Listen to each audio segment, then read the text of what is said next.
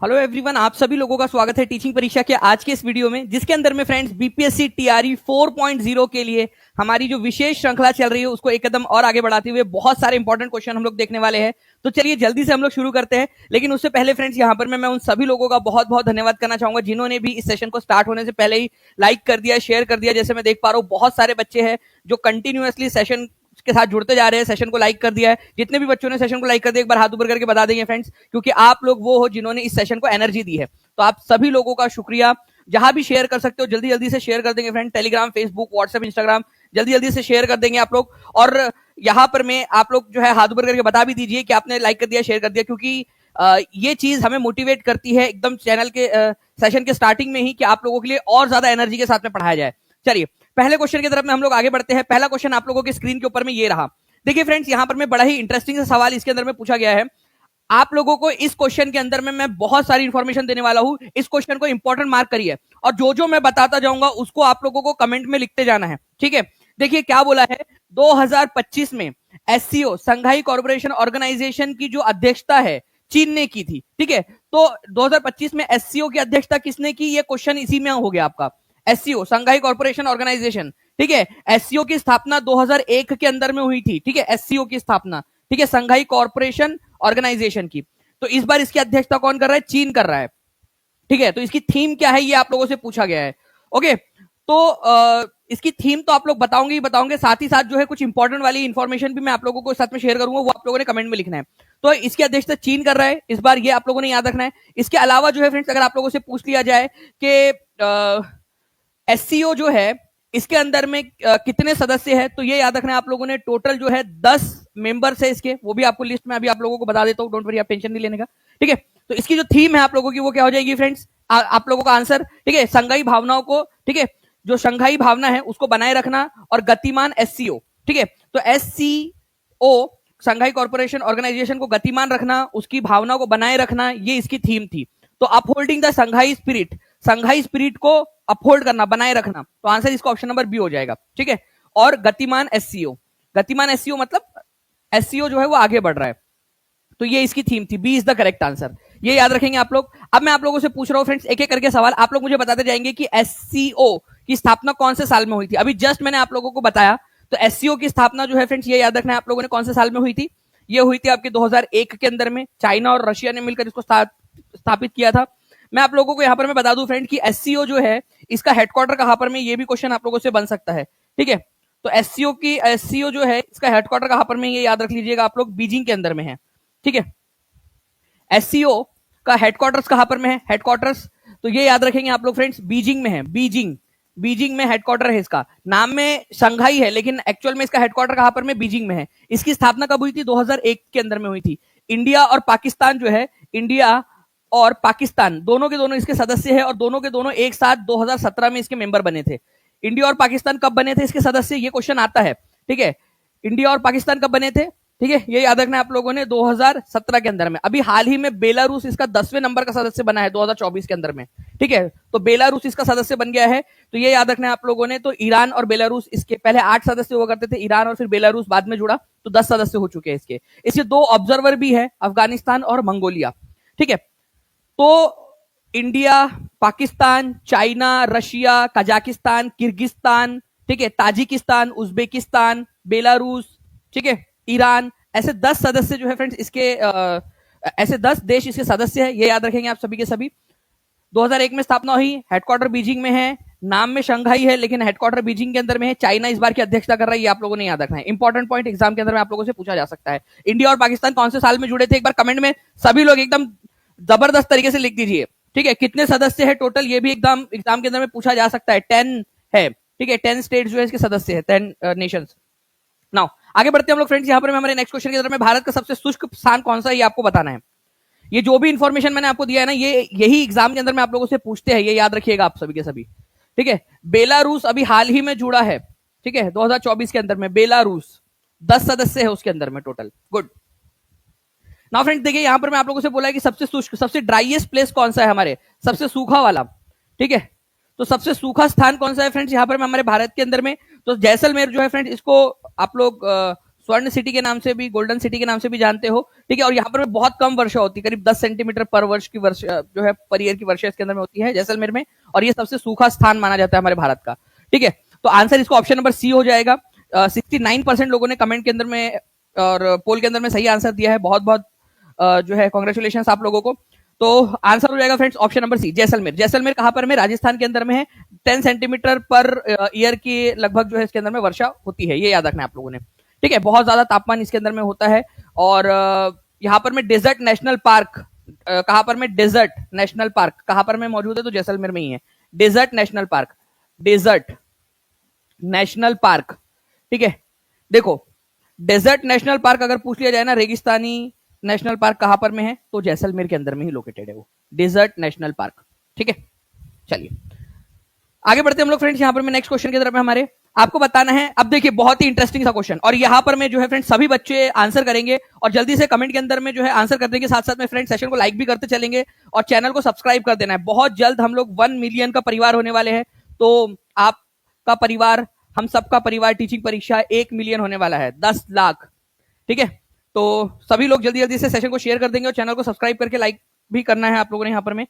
तो आंसर देखिए यहाँ पर मैं क्या होगा, पटना जिले के अंतर्गत कितने विधानसभा निर्वाचन क्षेत्र आते हैं। अब मैंने देखिए फ्रेंड्स यहाँ पर मैं आप लोगों के लिए ना पूरा रिसर्च करके क्या क्या इसमें और क्या क्वेश्चन बन सकते हैं, ये सारी चीजें भी मैंने आप लोगों के लिए बनाने की कोशिश की है। अब यहाँ पर में एक क्वेश्चन ये बन सकता है कि बिहार के अंदर में विधानसभा की कितनी सीटें हैं। तो बिहार के अंदर में विधानसभा की जो सीटें हैं फ्रेंड्स वो है 243, ओके, ये आप लोगों ने याद रखना है। अब देखिए एक इंपॉर्टेंट पॉइंट यहां पर में बनेगा कि कौन सा डिस्ट्रिक्ट है जहां पर में सबसे ज्यादा, ठीक है, सबसे ज्यादा विधानसभा की सीटें हैं, सबसे ज्यादा, ठीक है, सबसे ज्यादा।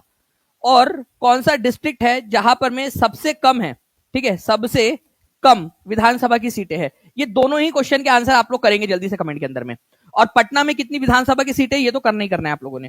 देखिए अगर मैं बात करूं फ्रेंड्स यहाँ पर मैं आप लोगों से पटना के अंदर में विधानसभा कितनी सीटें आती है, तो पटना जिले के अंदर में जो है फ्रेंड्स विधानसभा की 14 सीटें आती है। बहुत ही इंपॉर्टेंट क्वेश्चन है, एग्जाम के अंदर में ऑलरेडी आ चुका है, ठीक है, 14 सीटें हैं ना। अब मैं आपको बताऊं फ्रेंड कि सबसे ज्यादा सीटें यही है, ठीक है, 14 जो सीटें है ना, ठीक है, 14 के साथ में पटना के अंदर में ही सबसे ज्यादा सीटें हैं, पटना में, ठीक है, 14 सीट्स।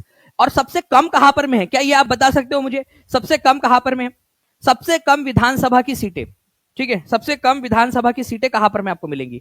तो फ्रेंड्स इसका आंसर बहुत ही सिंपल है, सबसे छोटा जिला शिवहर, ठीक है, केवल एक, शिवहर जिले के अंदर में एक ही विधानसभा है, बस शिवहर विधानसभा, ठीक है। तो शिवहर जो है फ्रेंड्स केवल एक विधानसभा की सीट है वहां पर में, तो इसी वजह से सबसे कम विधानसभा की सीट शिवहर जिले के अंदर में। अगर ये क्वेश्चन आ जाए आप लोगों से तो आप लोग याद रख सकते हो, शिवहर सबसे कम, पटना सबसे ज्यादा, पटना में 14 विधानसभा की सीटें हैं, ठीक है। अपने आप में इंपॉर्टेंट क्वेश्चन आप लोगों का बन गया है। जल्दी से तीनों पॉइंट लिख देंगे आप सभी के सभी। पटना में 14 है, सबसे ज्यादा भी पटना में ही है 14, सबसे कम विधानसभा की सीटें जो है शिवहर के अंदर में एक अकेला शिवहर, ठीक है। और टोटल 243 सीट्स है, ये याद रखना है आप लोगों ने। बहुत ही इंपॉर्टेंट वाला क्वेश्चन है फ्रेंड्स, प्लीज इस पर्टिकुलर पॉइंट को याद रखिए आप लोग, कभी भी एग्जाम के अंदर में आप लोगों से पूछा जा सकता है, ठीक है ना। नेक्स्ट क्वेश्चन की तरफ में आगे बढ़ते हैं फ्रेंड्स, इसको भी याद रखिए, करंट के अंदर में ये क्वेश्चन जो है वो इंपॉर्टेंट था, अभी इसकी चर्चा बहुत ज्यादा थी, इसी वजह से ये आपसे पूछा जा सकता है, ठीक है। चलिए बहुत बढ़िया, 1500 लाइक से बहुत पास में हम लोग, और 2000 लाइव से भी। तो जल्दी से एक बार सेशन को शेयर जरूर कर देंगे सभी बच्चे।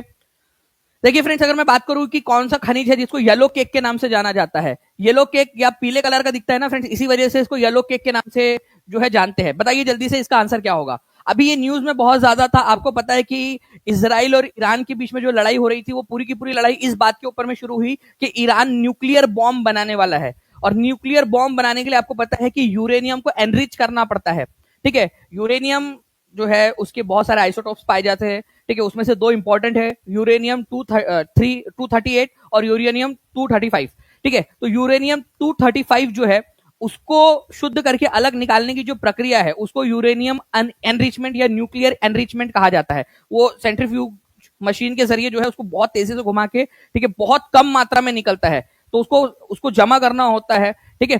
तो आपको 90% यूरेनियम एनरिच, ठीक है, 90% यूरेनियम एनरिच 235 चाहिए होता है आपको। तो जो वो यूरेनियम का अयस्क होता है ना, या ओर होता है जिससे यूरेनियम निकाला जाता है, वो येलो कलर का दिखता है, ठीक है, इसी वजह से इसको येलो केक भी बोलते हैं। इसको मेटल ऑफ होप भी बोला जाता है, metal of hope, metal of hope भी बोला जाता है इसको, ये याद रखना है आप लोगों ने, मेटल ऑफ होप, ये भी याद रखेंगे आप सभी के सभी, इंपॉर्टेंट है, एग्जाम के अंदर में आप लोगों से पूछ सकते हैं। तो आंसर जो है फ्रेंड्स आप लोगों का हो जाएगा यूरेनियम। ठीक है, तो yellow cake metal of hope के नाम से इसको जाना जाता है। इंपॉर्टेंट क्वेश्चन एग्जाम के अंदर में पूछा जाने वाला पॉइंट है। ठीक है, येलो केक यूरेनियम के अयस्क को ही बोलते हैं जिसमें से यूरेनियम निकल रहा है, जिसमें यूरेनियम होता है उसमें से निकाला जाता है जिसमें से यूरेनियम, येलो केक। ठीक है, और इसको मेटल ऑफ होप भी बोला जाता है। इंपॉर्टेंट है, प्लीज इसको याद रख लीजिए, आप लोग एग्जाम के अंदर में पूछा जाएगा ये पॉइंट आपका, क्योंकि बहुत ज्यादा न्यूज में था ये। ठीक है, नाउ आगे बढ़ते हम लोग फ्रेंड्स। यहाँ पर मैं देखिए, यहाँ बीपीएससी के अंदर में आया हुआ क्वेश्चन आपका, इस क्वेश्चन के अंदर में बोला गया कि कौन सा वाला कथन सत्य है। ठीक है, तो आप लोगों को यहाँ बताना है कि राजा राममोहन रॉय जो है वो मॉडर्न एजुकेशन के अग्रणी थे, मतलब मॉडर्न एजुकेशन को बढ़ावा देने में इनका बहुत बड़ा योगदान था। ठीक है, तो बताइए यहाँ पर में राजा राममोहन रॉय, इनको नव जागरण का अग्रदूत या फिर फादर ऑफ इंडियन रिनेसा। ठीक है, भारत के अंदर में जो नव जागरण हुआ है उसका पितामह भी इनको कहा जाता है। ठीक है, बताइए। तो ये भारत के अंदर में जो फ्रेंड्स हिंदू कॉलेज स्टार्ट हुआ था, डेविड हेयर ने 1817 में हिंदू कॉलेज स्टार्ट किया था। अगर आप लोगों को याद आ रहा हो, थोड़े दिन पहले मैंने पढ़ाया भी था आप लोगों को। तो उसको स्टार्ट करने के अंदर में राजा राममोहन रॉय ने मदद की थी। वेदांत कॉलेज कलकत्ता में जो 1825 है उसके अंदर में स्टार्ट किया गया था इन्हीं के द्वारा। ठीक है, तो ये बिल्कुल सही है कि राजा राममोहन रॉय को भारत के अंदर में नवीन शिक्षा का अग्रणी या फिर उनको जो है पायनियर कहा जाता है, क्योंकि उन्होंने भारत के अंदर में हिंदू कॉलेज की जो स्थापना थी कलकत्ता के अंदर में डेविड हेयर के साथ में मिलकर की थी। वेदांत कॉलेज की स्थापना की थी 1825 के अंदर में। तो शिक्षा को बढ़ावा देने में इन्होंने बहुत ज्यादा काम किया है। ठीक है, इसके अलावा जो है फ्रेंड्स नेक्स्ट पॉइंट जो है, स्वामी दयानंद सरस्वती जो है इन्होंने स्वदेशी और हिंदी का समर्थन किया था। ठीक है, इनका मानना था कि भारत जो है वो भारतीयों के लिए है। तो भारत भारतीयों के लिए है, ये किसने नारा दिया था? तो भारत भारतीयों के लिए, भारत जो है वो भारतीय लोगों के लिए है, अंग्रेजों के लिए नहीं है। ठीक है, तो ये नारा भी बिल्कुल सही है, स्वामी दयानंद सरस्वती ने दिया था। ठीक है, इन्होंने आर्य समाज की स्थापना की थी। स्वामी दयानंद सरस्वती जो थे इन्होंने आर्य समाज की स्थापना की थी कब? 1875 के अंदर में। कहां पर में की थी? बॉम्बे में की थी। बाद में इसका हेडक्वार्टर इन्होंने शिफ्ट कर लिया था। ठीक है, तो स्वामी दयानंद सरस्वती। वेदों की ओर लौटो का नारा भी किसने दिया था? स्वामी दयानंद सरस्वती ने दिया था। कौन सा कथन सही है ये बोला है तो आपका आंसर आ चुका है, लेकिन फिर भी हम लोग आगे बढ़ेंगे। ठीक है, Vivekananda participated in parliament of world religion, विश्व धर्म संसद में स्वामी विवेकानंद जी ने पार्टिसिपेट किया था। मैं आप लोगों से एक सवाल पूछ रहा हूं, क्या आप लोग मुझे बता सकते हो? जितने बच्चों को याद आ रहा है वो बच्चे कमेंट में करेंगे, जिनको रफली याद आ रहा है वो रफली आंसर करेंगे, और जिनको नहीं याद आ रहा है वो मेरे बताने के बाद में आंसर करेंगे कमेंट के अंदर में। तो मैं आप लोगों को अच्छे से बताता हूं, क्योंकि मुझे चाहिए कि आप लोग जो है एक्टिविटी करें। ठीक है, अगर रेडी हो, जिसको नहीं आता है वो हाथ ऊपर कर देगा, जिसको आता है वो लिख भी देगा। तो मैं आप लोगों को बताता हूं, लेकिन लिखना जरूर है आप सभी लोगों ने, ताकि आपको हमेशा के लिए याद हो जाए। सेशन को लाइक एंड शेयर जरूर करते रहेंगे फ्रेंड्स, जितने भी लोग देख रहे हैं, और जिन्होंने लाइक कर दिया बता देंगे। 1500 लाइक्स के लिए कांग्रेचुलेशन आप लोगों को। देखिए फ्रेंड्स, अगर मैं बात करूं आप लोगों से, स्वामी विवेकानंद जी जो है वो कब गए थे? 1893 के अंदर में। ठीक है, जो ये पार्लियामेंट हुई थी वर्ल्ड रिलीजन की, विश्व धर्म संसद जो आयोजित हुई थी वो कब हुई थी? 1893 के अंदर में। और कहां पर में हुई थी ये भी क्वेश्चन आ सकता है आप लोगों से, तो शिकागो के अंदर में हुई थी। शिकागो कौन से देश के अंदर में पड़ता है? जल्दी बताइए आप लोग। शिकागो आप लोगों को मिलेगा फ्रेंड्स यूएसए के अंदर में। ओके, तो भारत की तरफ से जो है प्रतिनिधित्व करने के लिए गए थे। इन्होंने स्टार्ट ही किया था my brothers and sisters of America. ठीक है, इस लाइन से उन्होंने स्टार्ट की थी। तो 1893 में शिकागो के अंदर में विश्व धर्म संसद के अंदर में गए थे। ये इंपॉर्टेंट पॉइंट है आपका, हर कोई बच्चा लिख देगा कमेंट के अंदर में अभी। ठीक है, प्लीज लिख दीजिए ताकि आप लोगों को याद हो जाए हमेशा हमेशा के लिए।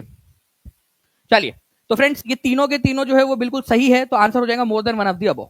ठीक है, आपसे सही वाला पूछा था, लिख देंगे कमेंट में आप लोग। चलिए नेक्स्ट पॉइंट की तरफ में आगे बढ़ते हैं हम लोग, नेक्स्ट क्वेश्चन की तरफ में हमारे। देखिए ये क्वेश्चन भी एक इंटरेस्टिंग क्वेश्चन है, और ये आता है एग्जाम के अंदर में अक्सर। आप लोगों को जो है फ्रेंड्स यहाँ पर मैं क्रोनोलॉजिकल ऑर्डर में लगाना था सही वाले, देखते कितने बच्चे लगा पाते हैं। सही ऑर्डर में आप लोगों ने लगाना है यहाँ।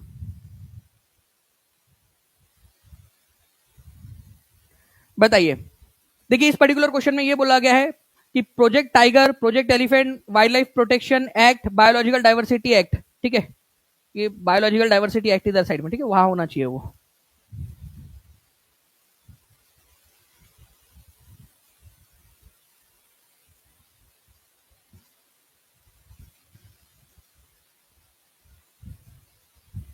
बताइए। तो देखिए फ्रेंड्स, अगर हम लोग बात करेंगे यहाँ पर मैं प्रोजेक्ट टाइगर की, तो आपको पता है फ्रेंड्स कि 1983 के अंदर में ये स्टार्ट हुआ था। ठीक है, प्रोजेक्ट एलिफेंट की अगर मैं बात करूं तो 1992 के अंदर में स्टार्ट हुआ था। बायोलॉजिकल डाइवर्सिटी एक्ट की बात करेंगे तो 2002 में लागू हुआ था। वाइल्ड लाइफ प्रोटेक्शन एक्ट कब आया था? अगर ये आप लोगों से क्वेश्चन आ जाए तो आप लोग क्या आंसर लगाओगे? जल्दी से बताइए आप लोग। ठीक है। देखिए friends, wild life protection act, वन्य जीव संरक्षण अधिनियम का मकसद ये था कि जो जंगलों के अंदर में जो प्राणी रहते हैं उन लोगों को बचाना, ठीक है, वाइल्ड लाइफ, जंगलों में रहने वाली लाइफ को बचाना, ठीक है। तो 1972 के अंदर में इसको शुरू किया गया था, ठीक है। तो अब आप लोग लगाइए यहां पर में आंसर क्या होगा, अब आप लोगों को बताना है इसका आंसर, जल्दी बताएंगे इस पर्टिकुलर क्वेश्चन का आंसर क्या हो जाएगा, सभी के सभी जल्दी से कमेंट करके आंसर बता दीजिए इसका। तो देखिए, अगर मैं बात करूं फ्रेंड्स इस पर्टिकुलर क्वेश्चन की, ठीक है, तो इसके अंदर में आप लोगों का जो आंसर है वो हो जाएगा, सबसे पहले 3 आएगा, ठीक है। उसके बाद में आएगा आप लोगों का जो है 3 के बाद में आप लोगों का आ जाएगा ये 73 है भाई, ठीक है, 73 है ये, ठीक है। उसके बाद में आप लोगों का 1 आ जाएगा, ठीक है। उसके बाद में आप लोगों का आ जाएगा फ्रेंड्स 2, ठीक है। और उसके बाद में आ जाएगा आप लोगों का 4। तो आंसर आपका हो जाएगा ऑप्शन नंबर सी, ठीक है। तो इस तरीके से आप लोग याद रख लेंगे 1973 में प्रोजेक्ट टाइगर, ठीक है, वाइल्ड लाइफ प्रोटेक्शन एक्ट 1972 के अंदर में 1 साल का फर्क, ठीक है, project elephant 1992, biological diversity act 2002 के अंदर में। तो आंसर आप लोगों का हो जाएगा फ्रेंड्स ऑप्शन नंबर सी, ठीक है। कितने लोगों का हो गया ये सही, जल्दी बताइए कितने लोगों ने सही आंसर लगा दिया है। चलिए बहुत बढ़िया, तो ऐसे ही आप लोग आंसर लगाते रहेंगे फ्रेंड्स, ठीक है। चलिए आगे बढ़ते हम लोग, आपको पूरी की पूरी जो लिस्ट है ये आपको ऑलरेडी प्रोवाइड कर दी गई है आप लोगों को, सभी लोगों को। तो टीचिंग परीक्षा का टेलीग्राम ग्रुप, ठीक है, और टीचिंग परीक्षा का एप्लीकेशन दोनों ही आप लोगों ने डाउनलोड कर लेना है। मैं आप लोगों को एक चीज बताना चाहता हूँ फ्रेंड्स कि मैं एक बहुत इंपॉर्टेंट वाला आप लोगों के लिए अनाउंसमेंट करने वाला हूँ पेड ऐप के अंदर में। जितने भी बच्चे आप लोग हैं यहाँ पर में जुड़े हुए, जितने जुड़े हुए हैं, ठीक है, वो एक सेशन आप लोगों के लिए लग रहा है, आपके लिए सरप्राइज गिफ्ट के नाम से। उस सेशन के अंदर में जरूर जुड़ना है आप सभी लोगों ने, ठीक है, ताकि आप लोग जो है उसका फायदा ले सके अच्छे से। तो मैं बहुत जल्द आकर आप लोगों को क्लास में, लाइव क्लास के अंदर में आकर उसकी अनाउंसमेंट करूंगा, ठीक है। तो चलिए आगे बढ़ते हम लोग हमारे नेक्स्ट क्वेश्चन में। बिहार का प्रथम गैर कांग्रेसी मुख्यमंत्री कौन था? देखिए यहां पर मैं क्या बोला है फ्रेंड्स कि बिहार का पहला मुख्यमंत्री कौन था ये नहीं बोला है, ठीक है, बोला है कि गैर कांग्रेसी, मतलब वो कांग्रेस पार्टी से बिलोंग नहीं करता था, ठीक है। तो गैर कांग्रेसी मुख्यमंत्री कौन था ये आप लोगों को बताना है। देखिए फ्रेंड्स, जो ये मुख्यमंत्री बने थे ये जन क्रांति दल था, उससे बने थे ये, ठीक है। तो टूटी फूटी सरकार, या फिर आप बोल सकते हो कि एकदम चूड़ा बना हुआ बहुत सारे अलग अलग दल साथ में आकर सरकार बनाए थे 1967 के अंदर में, ठीक है। तो 5 मार्च 1967 से लेकर 28 जनवरी 1968 तक जो है लगभग 1 साल तक ये सरकार चली, ठीक है। तो महामाया प्रसाद, ठीक है, ये बने थे, ये याद रखना है आप लोगों ने। तो महामाया प्रसाद सिन्हा आप लोगों का आंसर हो जाएगा, ठीक है, option number B is the correct answer, ठीक है। तो महामाया प्रसाद सिन्हा ये बिहार के पहले गैर कांग्रेसी मुख्यमंत्री थे। ये बीपीएससी सीडीपीओ की एग्जाम के अंदर में आया हुआ क्वेश्चन है, एग्जाम के अंदर में पूछ सकता है, याद रखिएगा आप सभी के सभी। तो गैर कांग्रेसी मुख्यमंत्री जो मतलब कांग्रेस से नहीं थे, ठीक है, क्योंकि जो हमारे पहले जितने भी मुख्यमंत्री बने इनसे पहले, चाहे हमारे पहले मुख्यमंत्री हो, सेकंड नंबर के हो, पहले जितने भी लोग थे वो सारे कांग्रेस से बने हुए थे, ये याद रखेंगे आप सभी के सभी, ओके। तो पूरी की पूरी जो लिस्ट है आप लोगों की यहाँ पर मैं मुख्यमंत्री की वो आपको यहाँ पर मैं प्रोवाइड कर दी है। आप लोगों को सिर्फ फ्रेंड्स एक और क्वेश्चन आपसे अक्सर पूछा जाता है, अगर आप लोगों को याद हो, आप लोगों से पूछते हैं कि बिहार के अंदर में अब तक कितने पर्सन, ठीक है, मुख्यमंत्री बने, पर्सन यहाँ पर में कितने में नंबर के नहीं, ठीक है। अगर 2 बार 3 बार भी कोई एक व्यक्ति बना है तो उसको एक ही पर्सन गिनना है। तो जल्दी बताइए उसका आंसर क्या होगा आपका। आया था कि नहीं आया था क्वेश्चन, कितने लोगों को याद आ रहा है कि ये क्वेश्चन आया था कि कितने पर्सन बने हैं अब तक मुख्यमंत्री। अब चलिए आगे बढ़ते हैं फ्रेंड। देखिए ये क्वेश्चन कल मैंने दर्रों की क्लास कराई थी, दर्रों वाली क्लास कितने लोगों ने देखी है और कितने लोगों ने इसको रिवाइज किया है। जैसे कि आप लोगों ने कहा था कि रिवाइज भी आप लोग करेंगे, तो रिवाइज कितने लोगों ने किया है ये भी बताते चलेंगे आप सभी, बताइए। अगर आपने रिवाइज कर लिया है अच्छे से तो बहुत अच्छी बात है, आपको ये याद हो जाएगा। ये मैंने कल क्वेश्चन आपको दिया था होमवर्क के रूप में। चलिए इसका आंसर अब मैं बता देता हूं आप लोगों को। अगर आपने कल की क्लास देखी है और रिवाइज आपने किया है तो आपको पता होगा फ्रेंड्स कि लेपू लेक ये दर्रा आपका कैलाश मानसरोवर तक जाने के लिए जो है फ्रेंड्स रास्ता है, उत्तराखंड के अंदर में है ये, ठीक है, लेपू लेक दर्रा। ओके, नाथुला दर्रा आप लोगों को पता है फ्रेंड्स कि ये कहां पर में है, सिक्किम के अंदर में है, ठीक है, सिक्किम में नाथुला जेलेपला सिक्किम के अंदर में, तो अरुणाचल प्रदेश के अंदर में तो नहीं है ये। रोहतांग दर्रा हिमाचल प्रदेश के अंदर में है, एक टूरिस्ट स्टेशन पता है आप लोगों को, ठीक है। पालघाट दर्रा केरल में है और केरल से तमिलनाडु को जोड़ता है। आपसे कौन सा वाला सही नहीं है ये पूछा था ना आप लोगों से आंसर में, ठीक है, तो कौन सा वाला सही नहीं है, तो नाथुला जो है ये अरुणाचल प्रदेश में नहीं है, तो आंसर इसका ऑप्शन नंबर बी हो जाएगा। कितने लोगों ने सही आंसर लगाया था कल कमेंट के अंदर में, हाथ ऊपर कर दीजिए। रिवीजन चलिए बहुत बढ़िया, रिवीजन करना है, रिवीजन इज द की, बहुत बढ़िया। तो रिवीजन से ही आपको याद होती है चीजें, ये याद रखिएगा आप लोग, रिवीजन करते रहना है आप लोगों ने। ओके, तो नाथुला, ये सारे के सारे याद हो गए होंगे आप लोगों को। तो जितने भी बच्चे हैं जिन्होंने सेशन अच्छे से देखा है उनको सारा चीज याद हो गई होगी। ना नेक्स्ट क्वेश्चन की तरफ में आगे बढ़ते हैं फ्रेंड्स। बिहार के निम्नलिखित वन्य जीव या पक्षी अभ्यारण्यों में से सबसे बड़ा वाला कौन सा है, ये बताइए आप लोग। ठीक है, सबसे बड़ा कौन सा है, वर्ग किलोमीटर की दृष्टि से या क्षेत्रफल की दृष्टि से सबसे बड़ा कौन सा है। ठीक है, तो मैं आप लोगों को बता दूं फ्रेंड्स कि 1342 वर्ग किलोमीटर, ठीक है, इसका क्षेत्रफल है। और आपको ये याद रखना है आप लोगों ने, ठीक है, कि कैमूर वन्यजीव अभ्यारण्य ये बिहार का सबसे बड़ा, ठीक है, क्षेत्रफल की दृष्टि से अभ्यारण्य है। ठीक है, 1342 स्क्वायर किलोमीटर, ठीक है, या फिर वर्ग किलोमीटर, जो भी आपने कहना, एक ही बात है। ओके, तो कैमूर वन्यजीव अभ्यारण्य बिहार का सबसे बड़ा वन्यजीव अभ्यारण्य है, ये याद रखना है आप लोगों ने। और सबसे पुराना वाला अगर आप लोगों से पूछ लिया जाए तो भीम बांध वन्यजीव अभ्यारण्य सबसे पुराना है, सबसे ओल्डेस्ट। ठीक है, मुंगेर जिले के अंदर में भीम बांध। तो सबसे पुराना पूछ लिया जाए या सबसे बड़ा पूछ लिया जाए, दोनों ही आप लोग आंसर लगा पाओगे। ठीक है, यहाँ पर में ब्लैक बक जो है फ्रेंड्स, काला हिरन यहाँ फेमस है, यहाँ पर में पाया जाता है। और आपको बता दूं फ्रेंड कि कैमूर वन्यजीव अभ्यारण्य के अंदर में एक झील है जिसको अनुपम झील बोलते हैं। ठीक है, तो ये याद रखना है आप लोगों ने कि अनुपम झील कहां पर में मौजूद है, अनुपम, ठीक है, अनुपम लेक या अनुपम झील, बहुत ही इंपॉर्टेंट वाला क्वेश्चन है ये भी। कौन से वन्यजीव अभ्यारण्य के अंदर में है ये मौजूद, तो अनुपम झील जो है फ्रेंड्स कैमूर वन्यजीव अभ्यारण्य के अंदर में ही मौजूद है। ठीक है, इसके अलावा जो है फ्रेंड यहाँ पर में आपको दो झरने भी मिलेंगे इंपॉर्टेंट वाले, वो झरने हैं करकट और तेलहर झरना। ठीक है, करकट झरना और तेलहर झरना कैमूर के पठार के ऊपर में आप लोगों को मिलते हैं, करकट झरना और तेलहर झरना। ठीक है, ये भी याद रख लीजिएगा आप लोग। चलिए आगे बढ़ते हैं हम लोग यहाँ पर में हमारे नेक्स्ट पॉइंट की तरफ फ्रेंड्स, हम लोग हमारे, ठीक है, और ये सारी की सारी चीजें आप लोग करोगे। और सबसे पुराना वाला कौन सा है ये भी याद रख लेना है आप लोगों ने फ्रेंड्स, सबसे पुराना है भीम बांध। कौन से जिले के अंदर में भीम बांध, ये आप लोग आंसर लगा देंगे। और जल्दी से सेशन को लाइक करते रहेंगे आप लोग, जितने भी लोग देख रहे हैं यहाँ पर में। ठीक है, 2000 लाइक्स के बहुत ज्यादा क्लोज हम लोग आ गए हैं। नेक्स्ट क्वेश्चन की तरफ में हम लोग आगे बढ़ते हैं हमारे। आपको बताया खुदाई खिदमतगार आंदोलन किसके नेतृत्व में शुरू किया गया था, खुदाई खिदमतगार। खुदाई खिदमतगार आंदोलन जो है फ्रेंड्स, इसको लाल कुर्ती आंदोलन भी बोलते हैं। ठीक है, लाल कुर्ती आंदोलन, क्योंकि लाल कलर के शर्ट पहन के इसको किया जाता था, तो लाल, ठीक है, कुर्ती आंदोलन के नाम से भी इसको जाना जाता है। ओके, और खुदाई खिदमतगार आंदोलन इसको स्टार्ट किया था खान अब्दुल गफ्फार खान ने। इनको जो है फ्रंटियर गांधी या सीमांत गांधी के नाम से भी जानते हैं, सीमांत गांधी के नाम से भी इनको जाना जाता है। इनको बादशाह खान के नाम से भी जानते हैं, बादशाह खान के नाम से। ठीक है, बादशाह खान के नाम से भी जानते हैं। ये जो पश्तून इलाका था आज के पाकिस्तान के अंदर में, नॉर्थ वेस्ट फ्रंटियर प्रोविंस में, ठीक है, वहां के लीडर थे, पश्तून लीडर थे ये। ठीक है, तो खुदाई खिदमतगार आंदोलन इन्होंने स्टार्ट किया था, ये याद रखना आप लोगों ने। रेड शर्ट या लाल कुर्ती आंदोलन भी इसको बोला जाता है। ठीक है, तो सीमांत गांधी या बादशाह खान के नाम से खान अब्दुल गफ्फार खान को जाना जाता है। आपको बता दूं कि पहले विदेशी व्यक्ति जिनको भारत रत्न से सम्मानित किया गया, क्योंकि ऑब्वियस ही बात है बंटवारे के बाद में ये पाकिस्तान के नागरिक बन गए, ये बंटवारे के खिलाफ थे, इवन इनको पाकिस्तान की जेल में डाल दिया गया था। ठीक है, बंटवारे के बाद में, तो ये पाकिस्तान के इतना ज्यादा खिलाफ थे, भारत को एकजुट रखना चाहते थे, खान अब्दुल गफ्फार खान। ठीक है, तो इनको जब जो है फ्रेंड्स उनको रिलीज किया गया और फिर बाद में ये काम करते रहे वहां पर में, ठीक है, पाकिस्तान के अंदर में समाज सेवा का, तो भारत के अंदर में भारत रत्न से भी इनको सम्मानित किया गया था। भारत में भारत रत्न से सम्मानित होने वाले पहले विदेशी व्यक्ति बन गए थे खान अब्दुल गफ्फार खान। ठीक है, चलिए, तो ये क्या थे फ्रेंड्स, आप लोगों ने याद रखना है कि ये भारत के जो है खिलाफ थे, ये बंटवारे के खिलाफ थे। ठीक है, तो याद रखना है भारत के विभाजन के सख्त खिलाफ थे ये बादशाह खान। नाउ पूना पैक्ट की साइन की डेट क्या है ये आप लोगों को बताना है।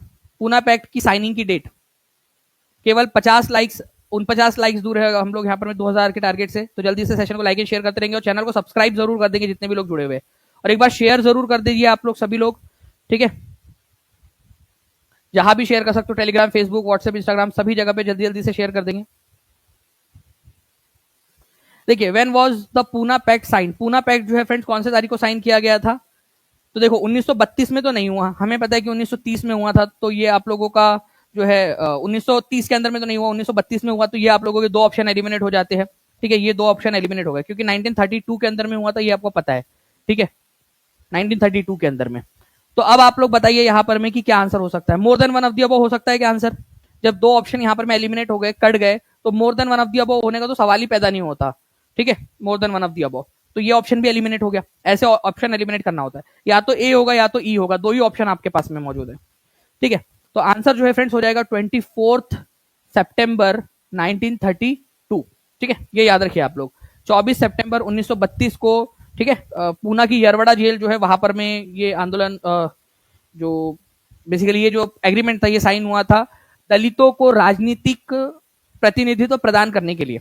क्योंकि एक जो है जो उस समय में ब्रिटेन के प्रधानमंत्री थे, ठीक है, उन्होंने क्या किया था, एक ऑफर दिया था कि दलितों को अलग जो है कम्युनिटी मान लिया जाए और उनको सेपरेट इलेक्टोरेट दे दिया जाए, मतलब वो इनको हिंदुओं से अलग माना जाए। तो गांधी जी उसके खिलाफ बैठ गए थे, ठीक है। जो उस समय में प्रधानमंत्री थे, ठीक है, उन्होंने रैमसे जो थे उन्होंने क्या कहा, ठीक है, रैमसे मैकडोनाल्ड, उन्होंने कहा कि भाई आप क्या करिए, आप अगर अंबेडकर मान जाते हैं तो हम इसको रद्द कर देंगे। तो डॉक्टर बी आर अंबेडकर को मनाने के लिए गांधी जी जो है वहां पर में बैठ गए थे, ठीक है। तो यहां पर में गांधी जी जो है वो तो जेल में थे, तो गांधी जी के बिहाफ पे किसने साइन किया था, क्योंकि बोला जाता है गांधी जी और बी आर अंबेडकर के बीच में हुआ था, लेकिन गांधी जी के बिहाफ पे किसने उस पर साइन किया था कि गांधी जी की अनुमति से साइन करे, तो मदन मोहन मालवीय ने साइन किया था। लेकिन बोला यही जाता है गांधी जी और डॉक्टर बी आर अंबेडकर के बीच में ये साइन हुआ था 24 सितंबर 1932 को, ठीक है। तो मदन मोहन मालवीय जो थे फ्रेंड्स वो थे गांधी जी के बिहाफ पे जिन्होंने साइन किया था। नाउ नेक्स्ट क्वेश्चन की तरफ में आगे बढ़ते हैं। लंदन में अभिनव भारत संस्था की जो स्थापना है वो किसने की थी, ये बताइए आप लोग। अभिनव भारत संस्थान लंदन के अंदर में, तो देखिए फ्रेंड्स लंदन के अंदर में अभिनव भारत संस्थान जो है इसकी स्थापना विनायक दामोदर सावरकर जो है उन्होंने की थी। ये याद रखेंगे आप सभी के सभी, इंपॉर्टेंट है अभिनव भारत। तो अभिनव भारत संस्था की स्थापना ही पूरी की पूरी आप लोगों से पूछा जा सकता है। एक और क्वेश्चन आप लोगों से बन सकता है, मित्र मेला किसने स्टार्ट किया था, मित्र मेला, ठीक है, मित्र मेला 1899 के अंदर में नासिक में इसको स्टार्ट किया गया था। तो ये भी विनायक दामोदर सावरकर ने ही स्टार्ट किया था। अभिनव भारत संस्था भी इन्होंने स्टार्ट की थी, ठीक है। इसके अलावा जो है फ्रेंड्स भारत के 1857 के विद्रोह को भारत की पहली आजादी की लड़ाई इन्होंने ही कहा था, ठीक है।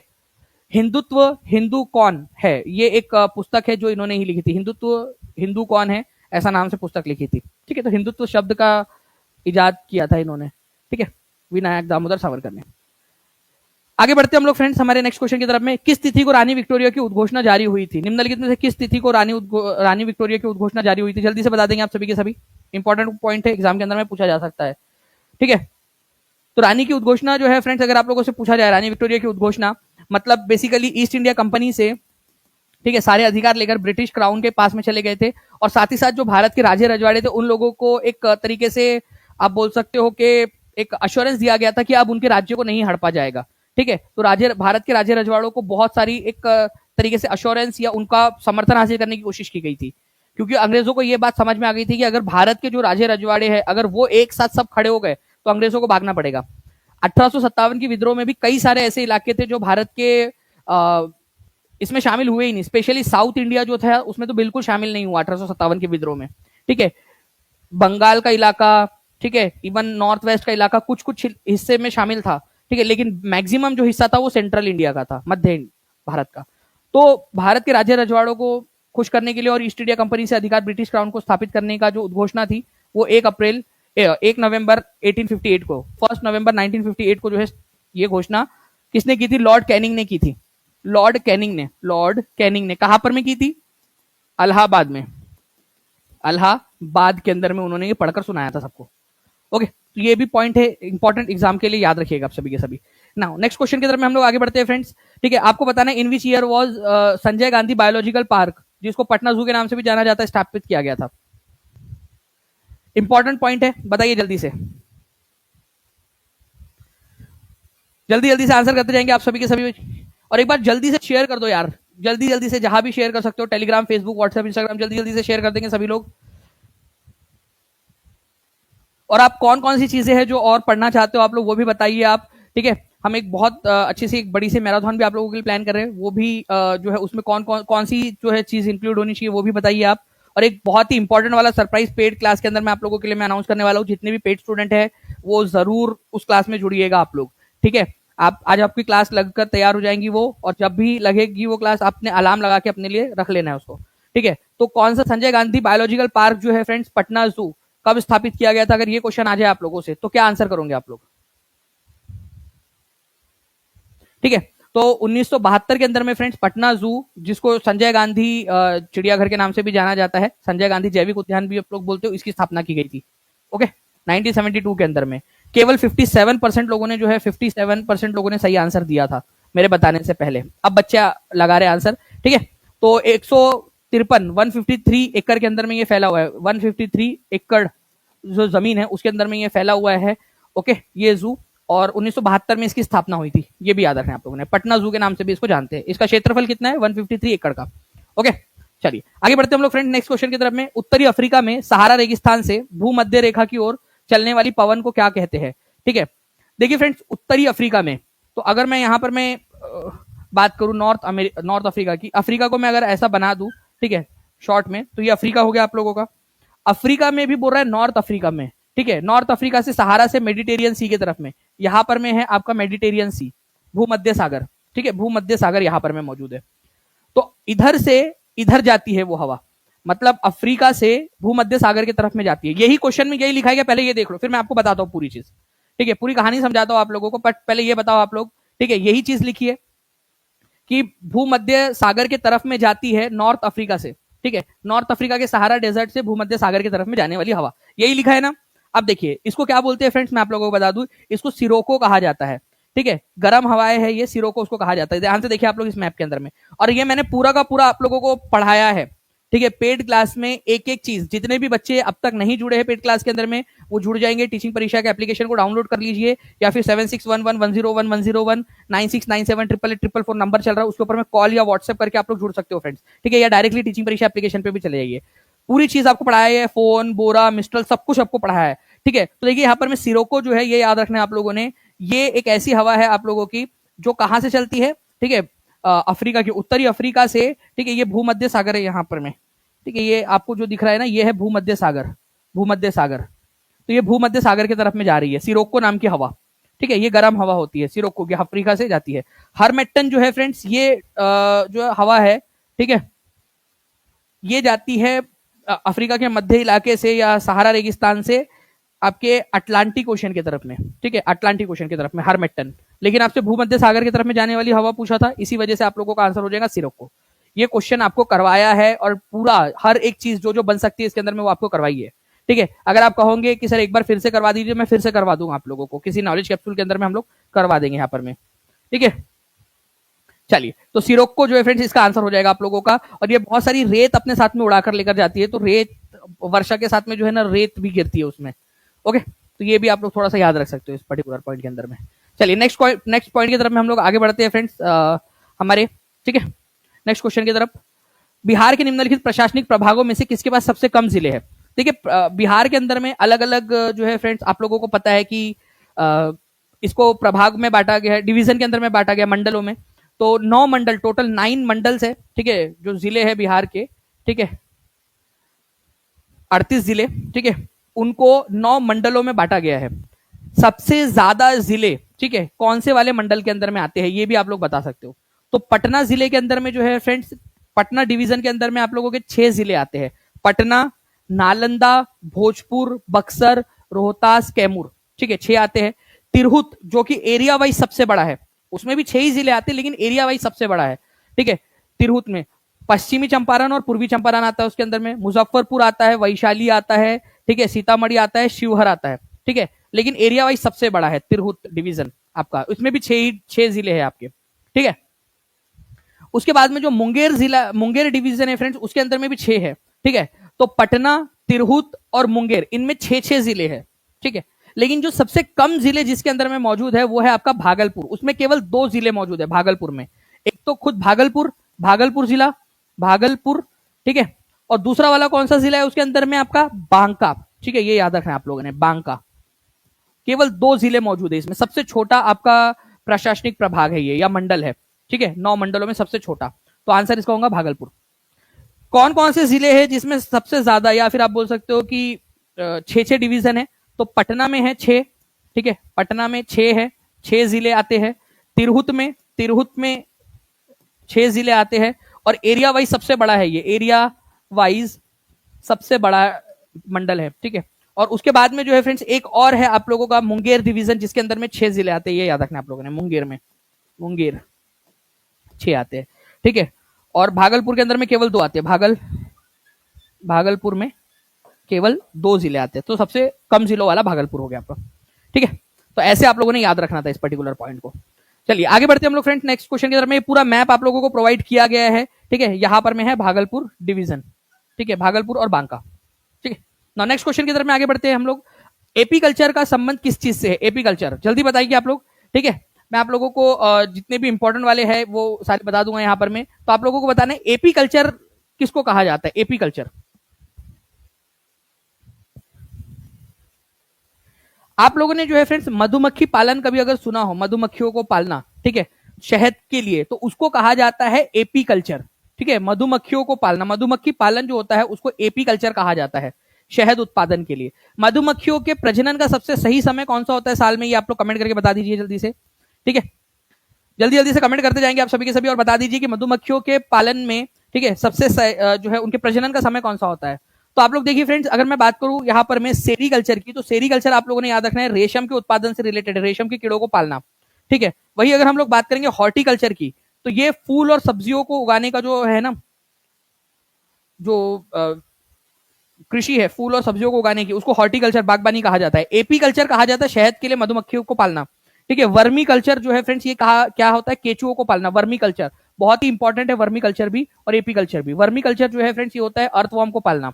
पिस्सी कल्चर भी बहुत इंपॉर्टेंट है, फिश को आर्टिफिशियल टैंक में पालना ताकि मछलियों को जो है उनकी संख्या बढ़ाकर बेचा जा सके। विटीकल्चर का मतलब होता है अंगूर की खेती करना, विटीकल्चर। तो ये कुछ इंपॉर्टेंट वाले, ये क्या आप सभी के सभी लिख सकते हो कमेंट में? क्या आप सभी ये चीजें लिख सकते हो? जल्दी से हाँ या ना में जवाब दीजिए। अगर आप लिख पा रहे हो अपने शब्दों में, ठीक है, तो ये बहुत अच्छी बात है, ठीक है, आप आगे बढ़ रहे हो इसका मतलब, ठीक है। तो ये चीज आप याद रखिए, आपको अपने शब्दों में लिखना है इसको, कमेंट के अंदर में लिखते जाइए आप लोग, अपने अपने शब्दों के अंदर में लिखते जाइए कमेंट के अंदर में, ताकि आपको हमेशा हमेशा के लिए याद हो जाए ये चीज, ठीक है। चलो नेक्स्ट क्वेश्चन की तरफ में आगे बढ़ते हैं फ्रेंड्स। 67वीं बीपीएससी के अंदर में पूछा गया प्रश्न आप लोगों का, इसके अंदर में बोला गया है कि बिहार विधानसभा में अनुसूचित जाति के उम्मीदवारों के लिए कितनी सीटें आरक्षित है, ठीक है। तो बिहार विधानसभा में अनुसूचित जातियों के लिए कितनी सीटें आरक्षित है? तो बिहार विधानसभा में टोटल सीटें हैं 243, ठीक है। अनुसूचित जाति मतलब कि एससी कैटेगरी के लिए पूछ रहा है। चलो एससी के साथ में एसटी का भी बता ही देना आप। तो एससी और एसटी के लिए कितनी कितनी सीटें आरक्षित है बिहार विधानसभा के अंदर में, ठीक है। तो 38 सीटें जो है फ्रेंड्स, ये याद रखेंगे आप लोग, 38, ठीक है, एससी के लिए है, ठीक है, 38, और 2 सीट्स एसटी कैटेगरी के लिए है, ओके। ये याद रखिए बिहार विधानसभा के अंदर में। अगर लोकसभा की बात आए तो लोकसभा में जो है फ्रेंड्स कितनी सीटें हैं, ठीक है, एसटी कैटेगरी, एससी कैटेगरी के लिए, एसटी के लिए तो 0 है विधानसभा में, ठीक। चलिए तो आंसर जो है फ्रेंड्स यहाँ पर 243 में से अनुसूचित जाति के लिए एससी कैटेगरी के लिए 38 सीटें हैं। एससी के लिए पूछा है, अगर एसटी के लिए पूछता, अनुसूचित जनजाति के लिए पूछता तो आंसर क्या होता? देखो अनुसूचित जनजाति के लिए पूछता तो 2 आंसर होता, अनुसूचित जाति के लिए पूछा है इसी वजह से 38 आंसर हो जाएगा इसका। ओबीसी के लिए कितनी है? तो ओबीसी के लिए कोई सीट आरक्षित नहीं है। महिलाओं के लिए अभी हाल ही में संविधान में संशोधन किया गया है, ठीक है, 108वें नंबर का संविधान संशोधन, जिसके जरिए ये बोला गया है कि महिलाओं के लिए विधानसभाओं में और लोकसभा के अंदर में 33% का रिजर्वेशन रहेगा, ठीक है। चलिए नाउ नेक्स्ट क्वेश्चन की तरफ में आगे बढ़ते हैं फ्रेंड्स। आपको बताना है भारतीय संविधान की किस अनुच्छेद में भाषण एवं अभिव्यक्ति की स्वतंत्रता जो है मूल अधिकार के रूप में आप लोगों को दी गई है। तो भारत के संविधान का कौन सा आर्टिकल है जिसमें भाषण और अभिव्यक्ति की स्वतंत्रता, freedom of speech and expression है? तो अगर आपको थोड़ा सा भी याद आ रहा हो फ्रेंड्स, तो आर्टिकल नंबर 19 पूरा डिटेल में मैंने आपको पढ़ाया है, ठीक है। जब हम फंडामेंटल राइट्स पार्ट नंबर 3 पढ़े हैं, कितने बच्चे जिन्होंने पेड क्लास में पूरा सेशन देखा है, ठीक है, पूरा जो है मल्टीपल पार्ट्स में मैंने आपको कराया है उसमें, और एक एक चीज आपको कराई है, ठीक है। 6 जो है राइट्स है आपके, 6 अधिकार आपको दिए गए हैं आर्टिकल नंबर 19 में। अभिव्यक्ति और वाक की स्वतंत्रता, ठीक है, freedom of speech and expression, right to assemble, ठीक है, पीसफुली विदाउट हथियार लेके नहीं तो पता चले कट्टा लेके बैठे हो आप लोग वहां पर में, ठीक है, नहीं, बिना हथियार के आप शांतिपूर्ण तरीके से जो है वो असेंबल हो सकते हैं, कहीं पे जमा हो सकते हैं, ठीक है। एसोसिएशन बना सकते हैं, संघ बना सकते हैं अपना, भारत के किसी भी क्षेत्र में अबाध रूप से जा आ सकते हैं आप लोग, ठीक है। आपको किसी भी इलाके में जाकर आप बस सकते हो, ठीक है, और कोई भी जो है अपना काम धंधा शुरू कर सकते हो, आपको ये अधिकार है। तो आर्टिकल नंबर 19 में 6 अधिकार आपको दिए गए। कोई भी अपना काम धंधा, आपको पानीपुरी का ठेला लगाना है, पानीपुरी का ठेला लगा लो आप लोग। भारत के किसी भी क्षेत्र में आपको जो है अंडमान निकोबार में जाकर लगाना है, वहां जाके लगा लो। लक्षद्वीप में जाना है, वहां चले जाओ। कहीं पे भी जाके घूमना है भारत में, कहीं भी आप जा सकते हो। यूनियन बना सकते हो अपना, ठीक है, संघ बना सकते हो अपना, कोई ग्रुप वगैरह, ठीक है। कहीं आप इकट्ठा हो सकते हो विदाउट आर्म्स, बिना हथियारों के। और freedom of speech and expression, ठीक है। Freedom of speech and expression के अंदर में ही फ्रीडम ऑफ प्रेस भी आता है। Freedom of press, freedom of press, ठीक है। तो मीडिया की स्वतंत्रता या प्रेस की स्वतंत्रता कौन से आर्टिकल के अंदर में आती है? आर्टिकल नंबर 19(1) के अंदर में ही आती है, ये याद रखना आप लोगों ने, ठीक है। फ्रीडम ऑफ प्रेस, ठीक है। चलिए, तो आप देख सकते हो फ्रेंड्स, यहां पर मैं आंसर आप लोगों को हो जाएगा ऑप्शन नंबर बी, इस पर्टिकुलर क्वेश्चन का आंसर। ओके, नाउ अब मैं चाहता हूं फ्रेंड्स, आप लोग जो है ये जो जितनी भी चीजें हैं, ठीक है, देखते कितने बच्चे जो है इसको आप लोग कमेंट के अंदर में लिख पाते हो। आपको क्या करना है, कमेंट के अंदर में ये सारे के सारे लिखना है, एक एक करके भी आप लोग लिख दोगे। और जो सही आंसर लिख रहा है, ठीक है, उसके कमेंट को आप लोग लाइक भी करते चलिए, आप लोग सभी लोग, ठीक है। जो लिख रहा है ना सही, उसके कमेंट को आप लाइक करोगे तो ज्यादा जो है एक हेल्दी कम्युनिटी आप लोगों की यहाँ पर में बनती जाएंगी। 2500 लाइक्स हो चुके हैं, आप सभी को कॉन्ग्रेचुलेशन, सभी लोगों को फ्रेंड्स, ठीक है। और इसको आप लोग एक एक करके लिखते जाइए। सेरिकल्चर क्या होता है, हॉर्टिकल्चर क्या होता है, वर्मी कल्चर क्या होता है, लिखते जाना है आप सभी लोगों ने। और साथ ही साथ आप मुझे बताओगे कि एससीओ जो हम लोगों ने देखा था, ठीक है, उसकी स्थापना कौन से साल में हुई थी, उसका हेडक्वार्टर कौन सा है, और अभी 2025 में इसकी अध्यक्षता कौन कर रहा है। भारत और पाकिस्तान एससीओ के सदस्य कौन से साल में बने थे, ये भी कमेंट करके बता दीजिए आप लोग, ठीक है। भारत और पाकिस्तान एससीओ के, शंघाई कॉर्पोरेशन ऑर्गेनाइजेशन के अध्यक्ष जो है अध्यक्षता 2025 में कौन कर रहा है, और भारत और पाकिस्तान कौन से इसमें कौन से साल में बने थे इसके सदस्य, और टोटल कितने सदस्य है इसके अंदर में, ये भी बता दीजिएगा आप लोग, कमेंट करके बताइए आप लोग। और इसमें भी ये भी लिखते जाइए सभी के सभी, ठीक है, पूरा का पूरा लिख देना है आप लोगों ने कमेंट के अंदर में अच्छे से, जो जो भी आपको याद रहा है, क्योंकि इस पर क्वेश्चन बनेगा आप लोगों का, ये याद रखना आपने। ये 6 बहुत ज्यादा इंपॉर्टेंट वाले पॉइंट्स मैंने आपको बता दिए ये वाले, ठीक है। चलिए नाउ फ्रेंड्स, नेक्स्ट जो है लेक्चर के अंदर में हम लोग मिलते हैं। लेकिन मैं आपको बता दूं, पेड क्लास में मैं बहुत ही इंपॉर्टेंट वाली अनाउंसमेंट करने वाला हूं आप लोगों के लिए, तो सभी लोग तैयार रहिएगा। आपके जितने भी बच्चे हैं, ठीक है, जैसे ही वो सेशन रहेगा उसमें लाइव आना है आप लोगों ने एग्जैक्ट, ठीक है, ताकि आप सभी के सभी जो भी मैं आप लोगों को जो है सरप्राइज देने वाला हूं उसका आप लोग सभी लोग आनंद ले सके। ओके, चलो, thank you very much friends, take care and bye, God bless you all, thank you very much.